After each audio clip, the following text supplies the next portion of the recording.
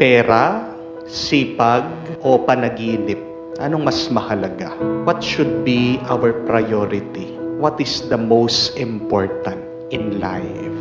Is it money, diligence, or purpose? May mga iba kasi sinasabi nila, kung may pera lang ako, wala nang problema. Di po ba? But let's say, you have all of the money in the world.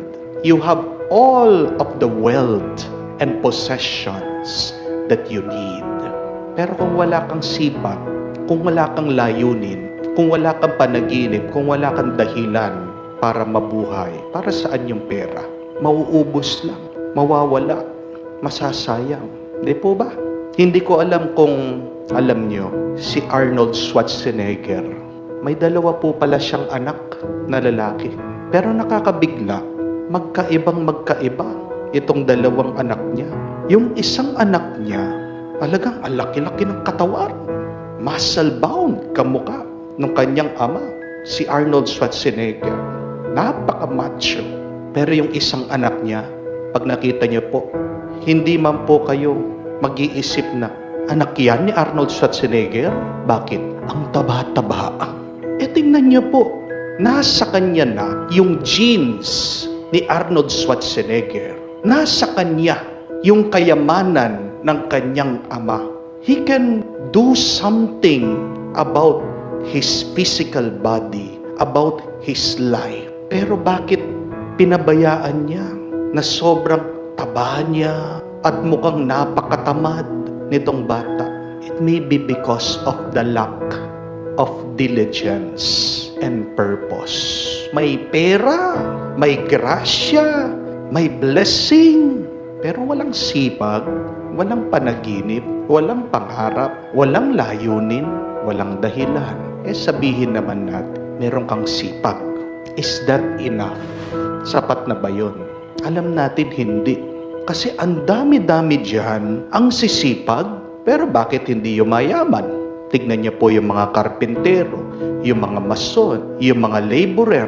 Ang sisipag po niyan, ang bibigat ng kanilang mga trabaho. Mga karpintero, mga tubero, mga elektrisyan. Kayo pong mga manggagawa. Araw-araw, nagigising ka, yung mga iba sa inyo, 4:00 ng umaga. Para mag-commute, ilang mga sakay, yung inyong sasakyan, ilang mga jeep, bus, tricycle, MRT, LRT, yung inyong sasakyan para makapunta ka dun sa iyong trabaho. Masipag ka. Marami dyan. Masipag. Pero bakit hindi dumadami yung kayamanan? At minsan, makikita mo na hindi makabuluhan yung buhay. Di po ba? Nagko-call center, nagpupuyat, ang sipag. Pero tanungin mo sila, are you happy? They are miserable. Makikita mo pagkatapos ng kanilang shift, nandoon sa convenience store, umiinom ng Red Horse. Pampatulog. Tatanungin mo sila, makabuluhan ba? Fulfilled ka ba?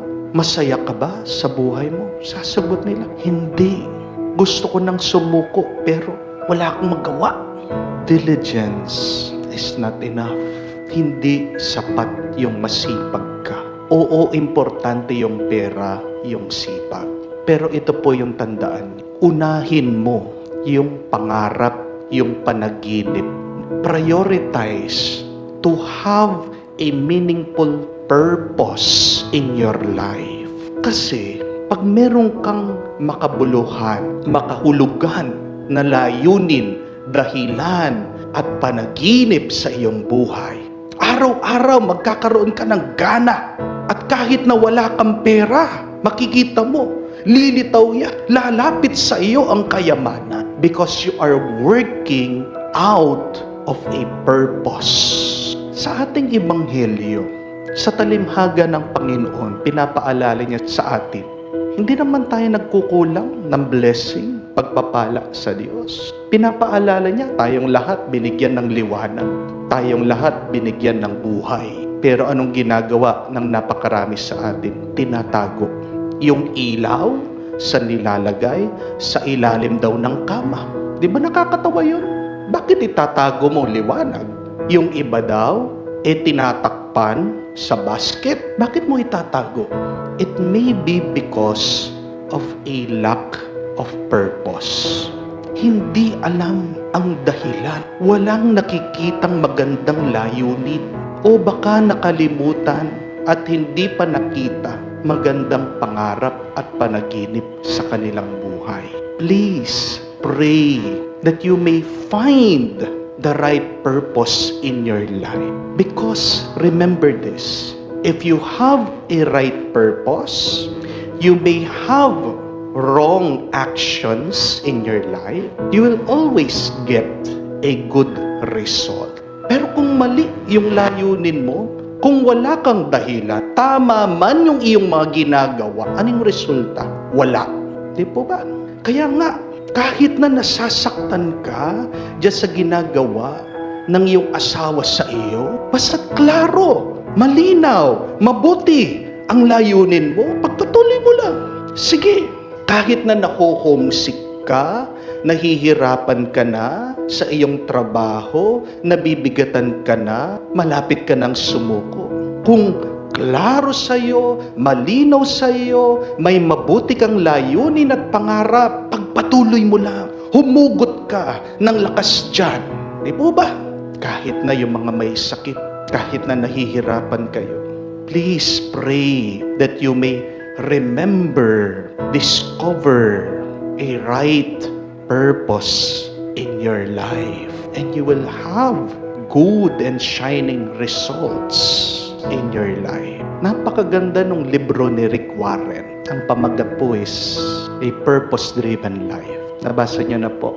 Kasi araw-araw gusto ni Rick Warren ay mapaalala sa iyo, para saan ba yung buhay na ito? Bakit hanggang ngayon buhay ka pa rin? Pinapaalala niya sa iyo sa pamamagitan din ng mga ebanghelyo ng pagdarasal ang dahilan bakit ginawa ka ng Diyos.